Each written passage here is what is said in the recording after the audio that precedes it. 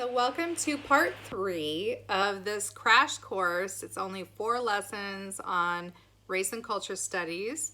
And this is just a really brief overview of a class that I used to teach at the college level at Eastern Washington University called Race and Culture Studies 101, or Introduction to Race and Culture Studies. So we've already had 2 lessons. If you have not listened to either of those lessons, they absolutely do precede this one. I don't want you to start with lesson 3 just because there's a lot of information, those first 2 lessons, that you really do need to know before we jump into all of the statistics and graphs that we're going to be looking at today. So we're going to be looking at a lot of statistics from the Doing Race book, which is the textbook for this course. I'm also going to recommend a few other courses or a few other books at the end of this session. And in addition to the topic of race and culture studies, we're going to talk a little bit about intersectionality, because we're going to get into some of these graphs and charts discuss other things like poverty or age or gender. So recently, just a couple weeks ago, I actually was guest lecturing by video, did a guest presentation for a Harvard class on intersectionality, and this was the book that class was reading, Too Fat, Too Slutty, Too Loud.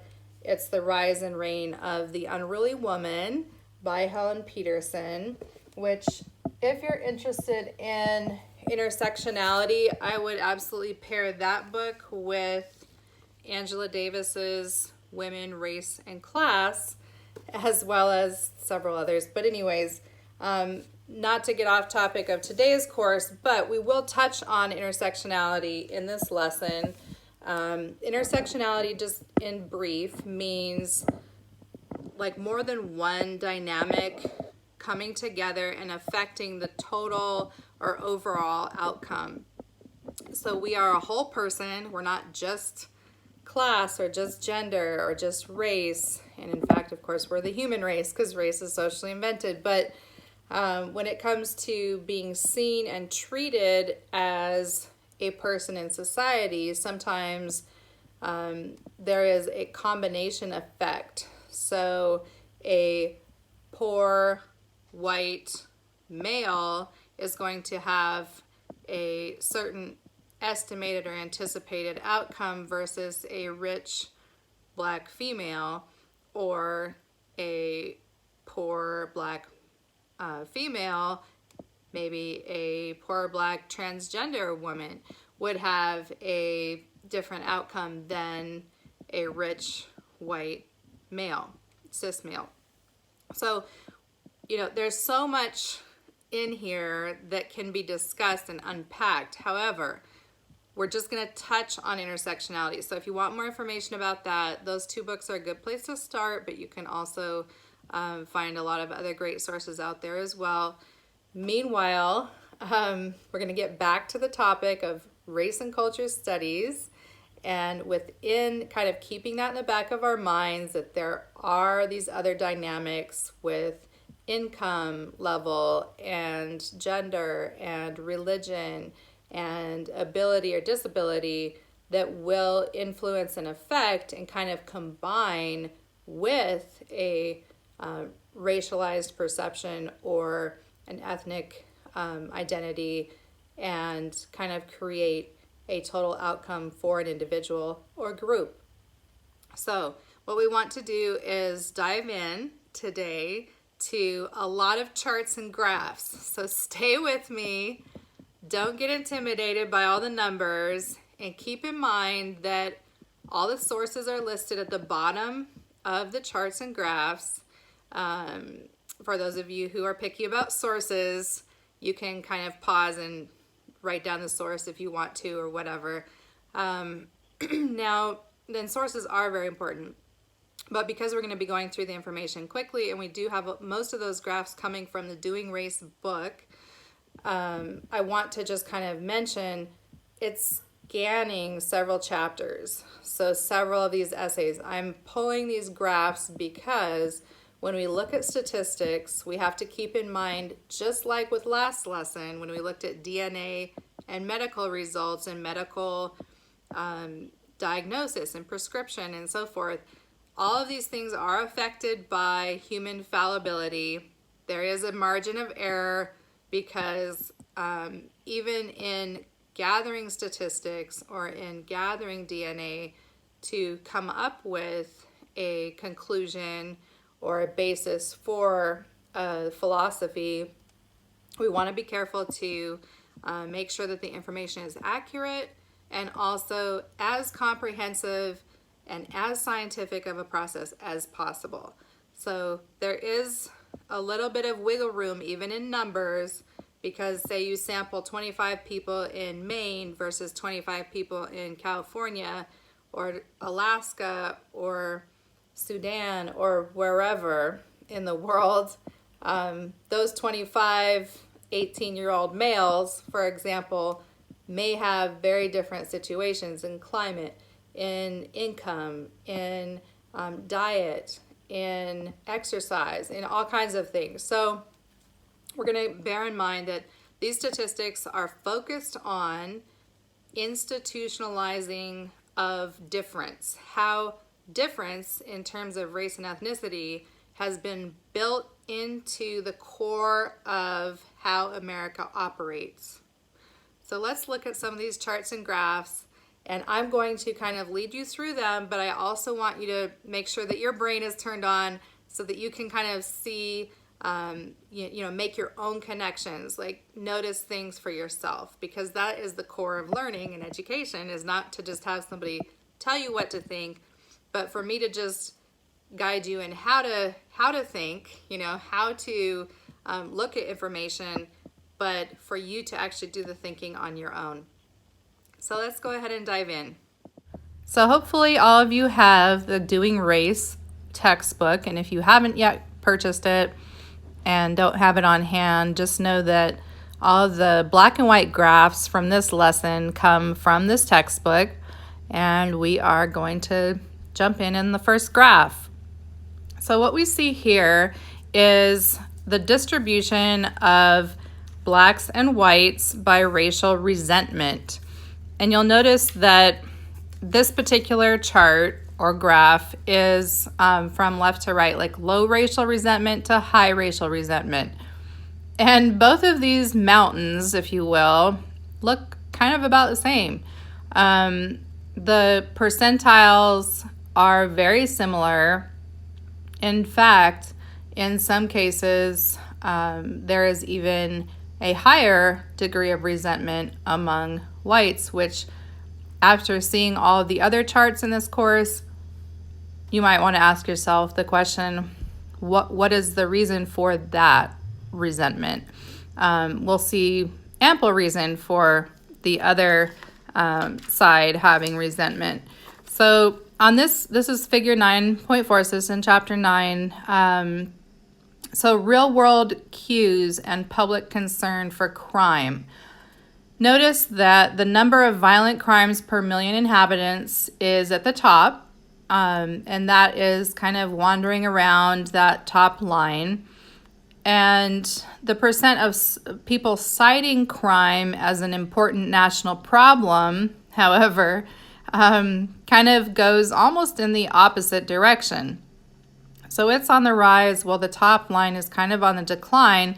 And then there are these two, actually even a third smaller one, spikes in apparent public concern or people citing crime as an important national problem. And during those times, a lot of times during election cycles or major news cycles where people get hyped up over issues, just keep in mind that whether people are hyped or not, a lot of times the actual situation has not changed. So just because people are more hyped up about it doesn't necessarily mean it just got 10 times worse or 10 times better if everybody is not hyped up over it. A lot of situations that people get super vocal about, then those people move on to a new situation, and that particular original situation, such as the water in Flint, Michigan, as a example, or the kidnapped girls in Nigeria, or just many examples of things that people get super riled up about, and then it seems like everyone kind of forgets and moves on to other things. Meanwhile, that particular situation hasn't been fully resolved, and still needs to be addressed. So the public perception is largely driven by media, and meanwhile, the actual situation is, unknown to most people because people get their information mostly from the media. So let's look at another chart. So you notice for this next chart that the college enrollment rates, actual and trend rates of immediate enrollment in post-secondary education are charted by race/ethnicity. What they're actually charting, though, are just two groups, white versus black and white versus Hispanic. And in the first one, you can see that the curve is basically, above with the white curve, and in the second one, the same sort of situation where the curve is over and above the non-white group. What we could take away from this is that the white college enrollment rates, no matter what other groups are doing, are consistently staying above that curve and kind of continuing a degree of privilege in the system. This next chart is going to look at news coverage. So content of television crime coverage in Los Angeles, 1996 to 1997. So it's a little bit outdated, but I think it also just does bear in mind that when it comes to the idea of race and culture, a lot of public perceptions are really shaped by the media, and the type of crime story, whether it is violent or nonviolent, mostly the type of crime stories that get covered are violent crimes. However, out of the coverage of violent crimes, there is a larger coverage of non-white violent stories versus when it comes to white offenders, there's more coverage of the non-violent stories. So that again is going to shape public perception on prime suspects of violent and nonviolent crime. So the next two charts are going to look at percentage of confidence in judges, prosecutors, and police, and then the one after is the racial disparities in the criminal justice system. So this one is the percentage of respondents who have a lot or some confidence in judges, prosecutors, and police.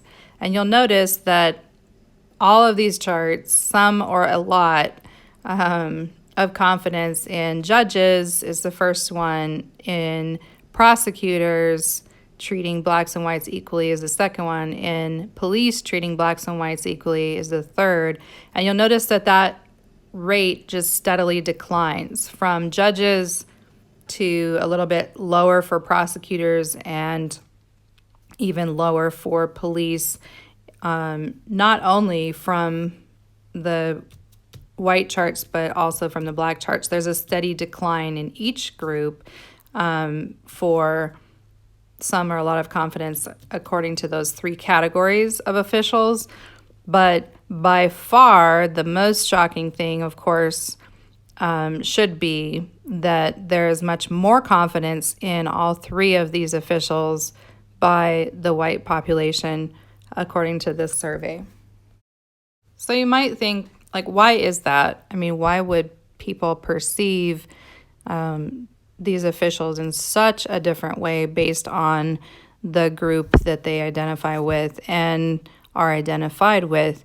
And when it comes to that question being answered, I think this next chart really shows a good breakdown of why that is. So the first graph on the left, that diagram is the U.S. population in white and black.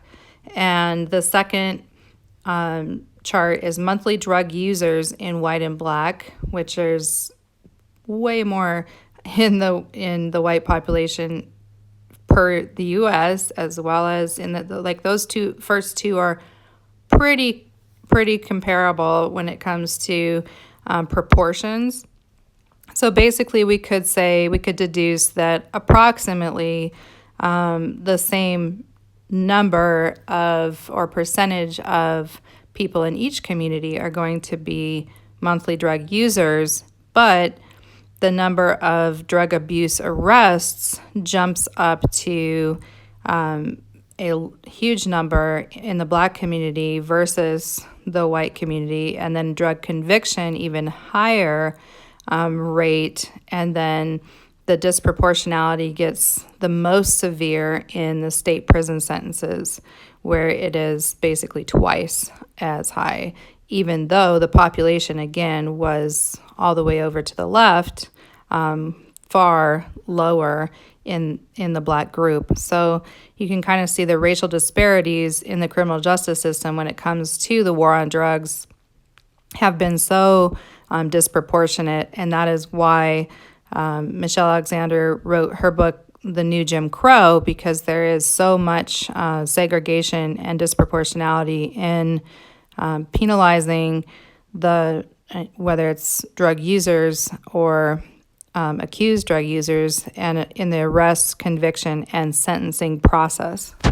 So when we discuss the prison industrial complex, which that term kind of comes out of the military industrial complex vocabulary, but basically what it means is that there is a growing number. It's become an entire industry, and you can see the huge rise of prison inmates from 1925 to 2007, and that is such a huge, mountain climb from 1975. It just spikes up and keeps rising. And as of 2007, this chart is discussing that nearly 1 in 100 males were in prison. And if we compare that then back to the U.S. population, the previous chart, we can see that there is disproportionality in which males are actually being imprisoned. So this is another look at that information broken down into a different graph, different forms. So the percentage of U.S. population is in the light gray, and then the percentage of U.S. prison population is in the darker color. And you can see the chart to the left is the white population by percentage and the black population by percentage, and then the Hispanic or Latino population, Latina and Latino population by percentage. So, and there's just as a little side note, some people do not prefer the term Hispanic just because of its somewhat racist origins, and that is a whole nother conversation, which we are not going to have in this course or in this lesson. But just kind of bear with the statistics here because these charts are using that term. And that term is being used for, of course, non-white Hispanic individuals. So moving on, we are going to look at the next graph. So in this graph, you might see at the top, justification of police violence result. It says it is highest for those who are exposed to words associated with apes and led to believe the suspect is black. So that, is kind of like, where did that come from? Left field. Now we're talking about ape prime and non-ape prime. So anybody who kind of says like, oh, monkey or ape or all these things, like that's not a racial slur.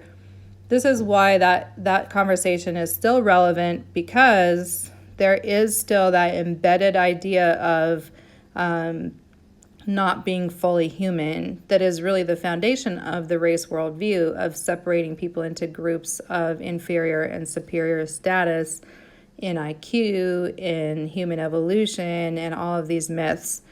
So when it comes down to that seed being planted in the minds of the population, whether through media or other narratives, for a white suspect, there's actually a lower sense of police violence being justified for a black suspect, it skyrockets much higher.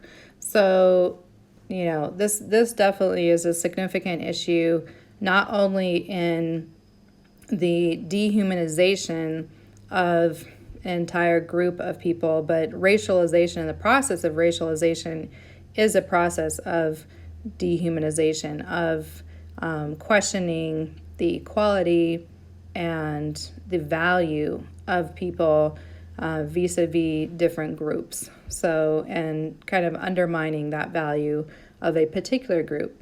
So we see that here with this racist process of ape priming.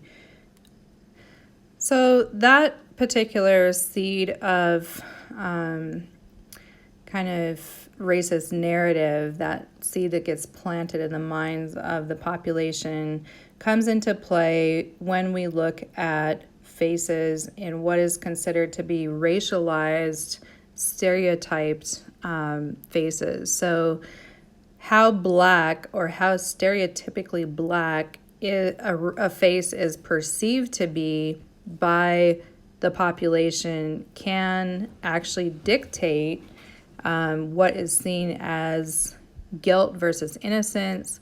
It can also, for a jury, in the case of criminal justice system, oftentimes raises the rate of conviction, especially if the individual has killed somebody who is racialized as white. So this particular picture graph is ranked from number 1 to 5 based on how stereotypically black these faces are perceived to be by other people. And this is based on skin color, lip thickness, nose width, and hair texture.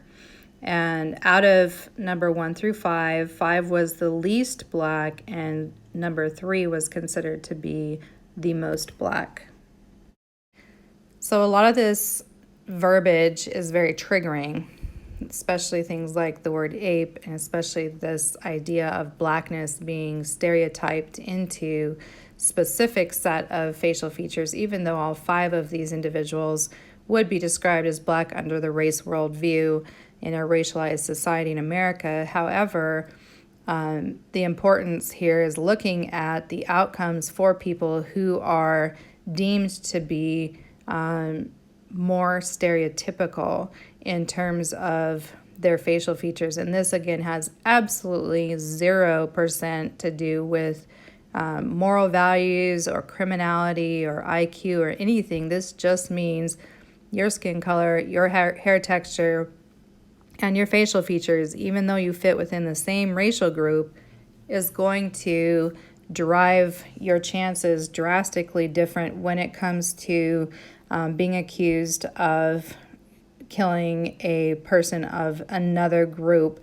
In other words, the diagram on the left, it doesn't seem to really matter that much whether the defendant was stereotypical in appearance if they killed another person of their same group. In the right, if the defendant, and these are both based on black defendants, if the defendant had a perceived stereotypical appearance of blackness, the degree of stereotypicality actually decided whether they were convicted or not if they killed a white individual or a white racialized individual. So this is important to look at, just because, again, these outcomes are real. Even though race is not real, racism is real.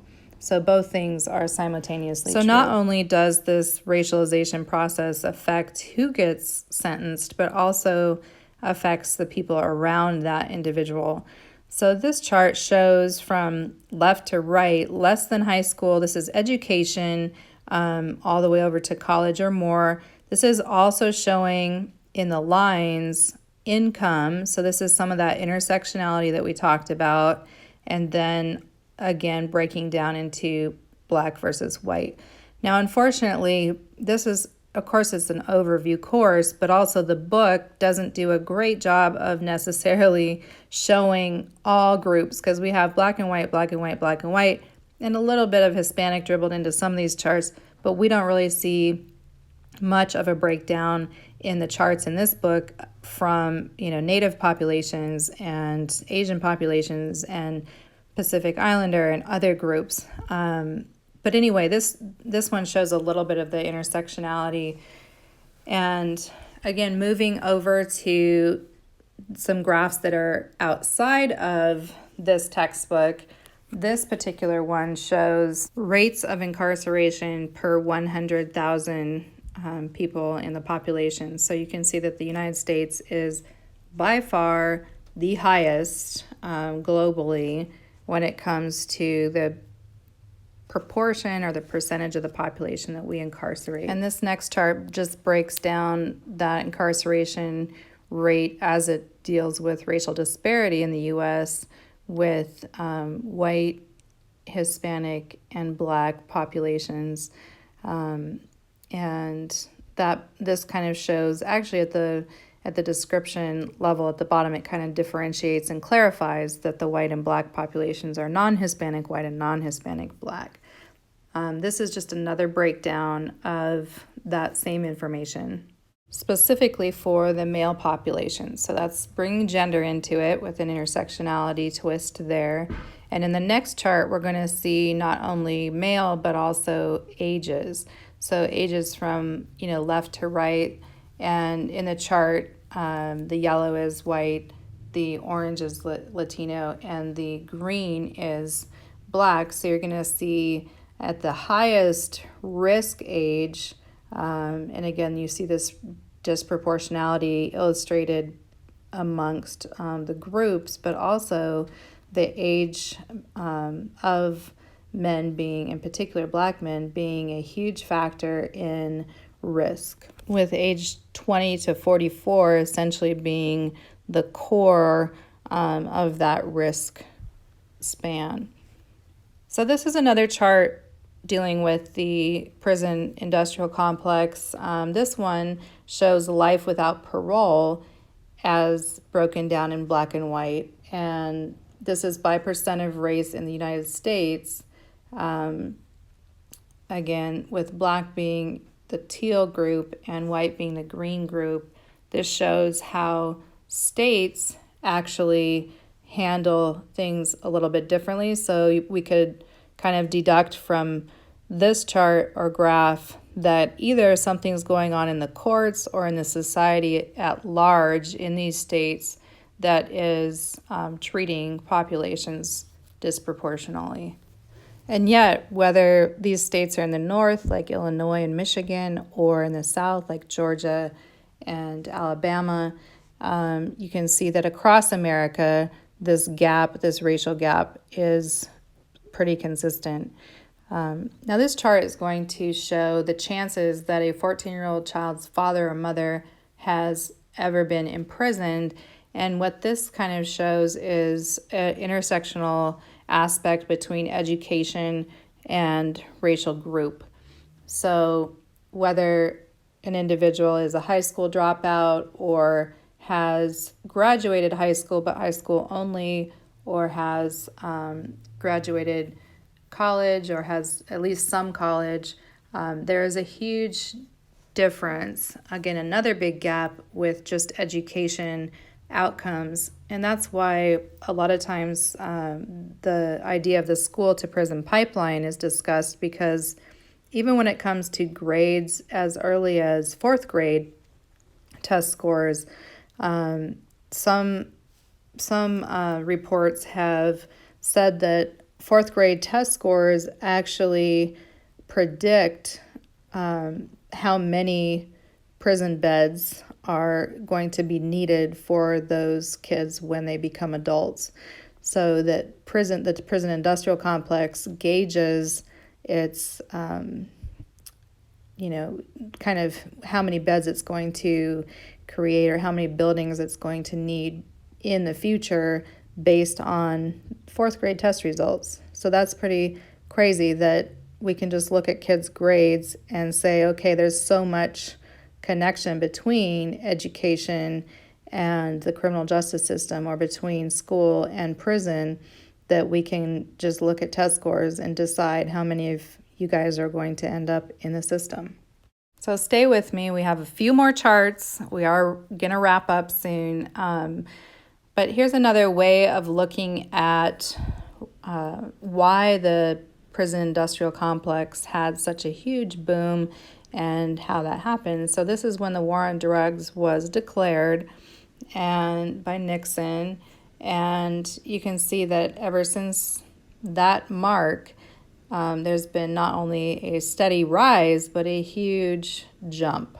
And it has just climbed and climbed to the point where we are, of course, just by far the leading country, as if anybody wanted to be the leading country, but the United States leads all other nations on how many people we lock up per population.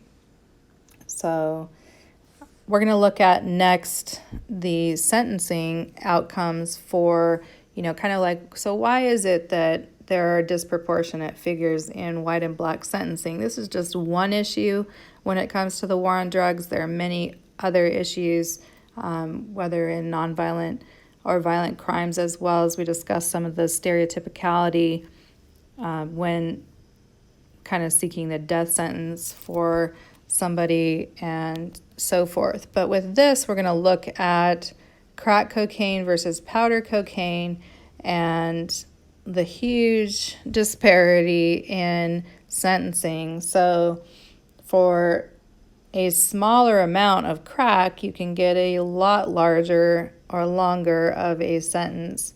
And that is specifically enacted because mostly that particular drug is sold in black communities, and powder cocaine is typically used and sold in white communities overall, not always, but overall.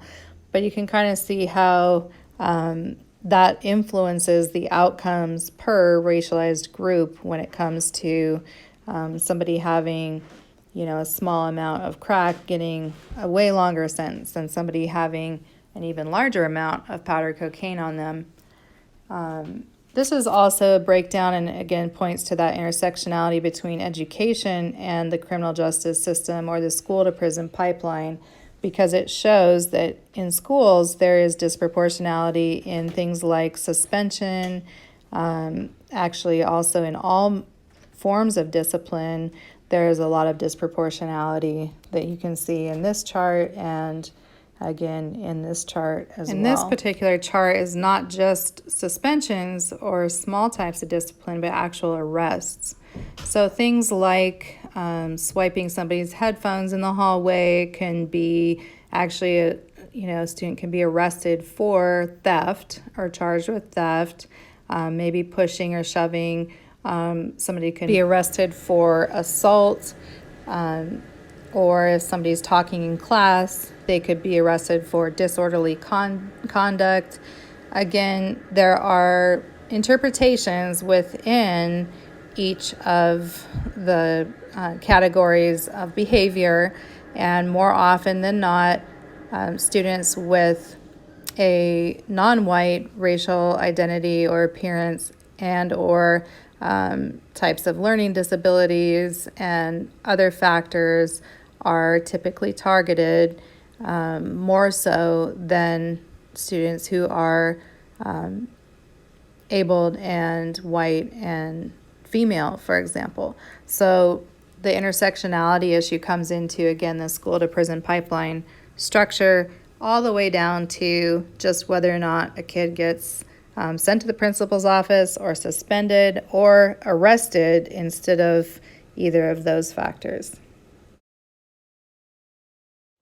So I think looking at all these charts and graphs can really get super depressing, or it could be really motivating. Just depends on kind of your perspective. So I would just encourage everyone to kind of take a breath, process the information, and see what conclusions kind of come to your mind. What are you going to do with the information? Are you going to ignore it? Are you going to question it? Are you going to not believe it?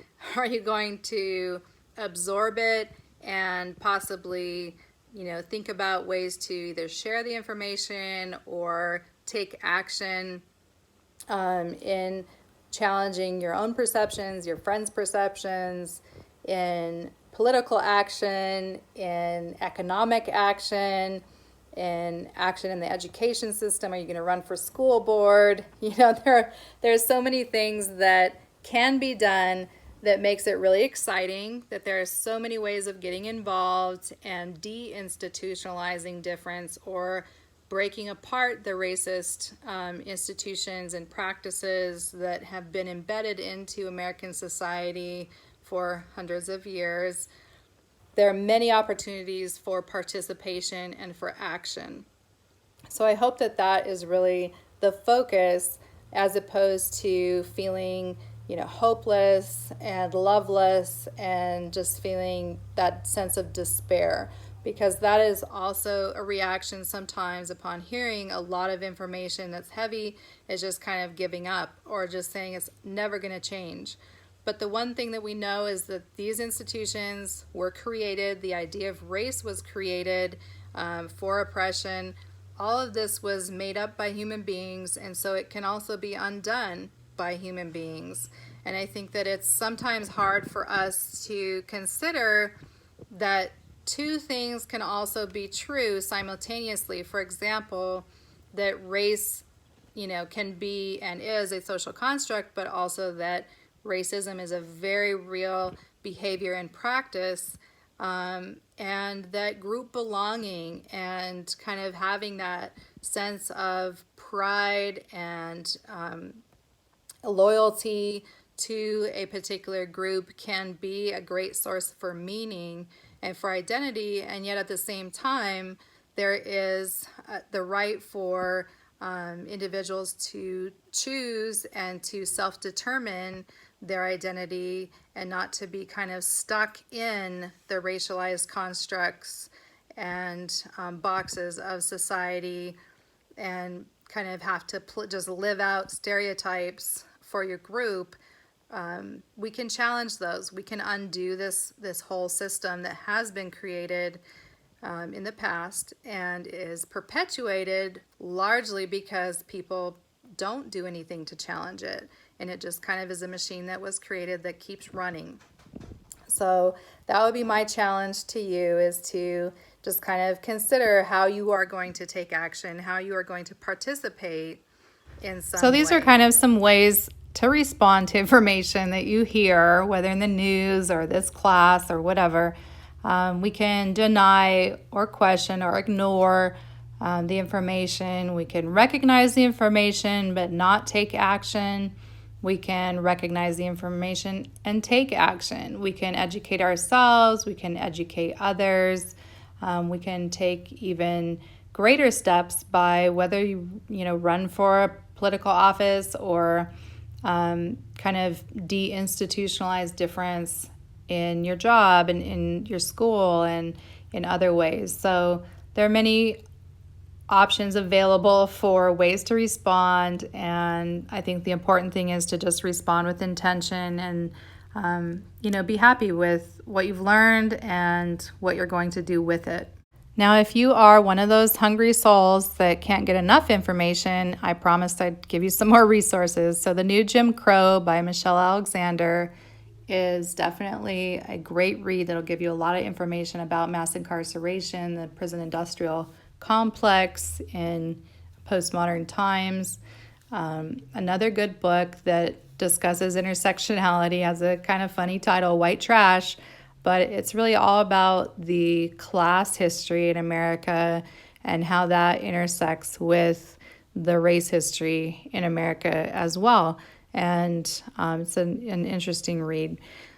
Another book that kind of correlates with some of the information in these charts and graphs today is The Assassination of the Black Male Image. And again, the intersectionality there between gender and racialization in America. So I hope you've enjoyed this lesson. This is lesson 3, so there's only one more remaining in this little short course. The 4th lesson is going to actually be things like action steps, so things that we can do to deinstitutionalize difference in our everyday lives and beyond. So the 4th one will be not just more information about all of the crazy and terrible ways that race is recreated in America constantly and reinstitutionalized, but also just some things kind of to flip it around and say, what can we do about it? Yes, this is a situation that we have to face every day. We're raising kids here. We're working here. This is our social environment. So what can we do looking on, the positive side or on the hopeful side? So I hope you've enjoyed this, and I will see you again in class next time. So for those of you, sorry, I'm not quite gone yet. For those of you who don't have the textbook and haven't been able to read the chapters, there is a pretty cool little excerpt from what's called a Bill of Rights for Racially Mixed People, but it's just basically kind of discussing the idea of free choice and versus the idea of compulsory blackness or compulsory whiteness. So the little section out of the Bill of Rights says, I have the right to identify myself differently than strangers expect me to identify myself differently than how my parents identify me, to identify myself differently than my brothers and sisters, to identify myself differently in different situations. And so that was kind of an interesting little thought that I think is important to just consider, and we'll end there. So I'll see you again next time for Race and Culture Studies 101, Introduction to Race and Culture Studies on YouTube.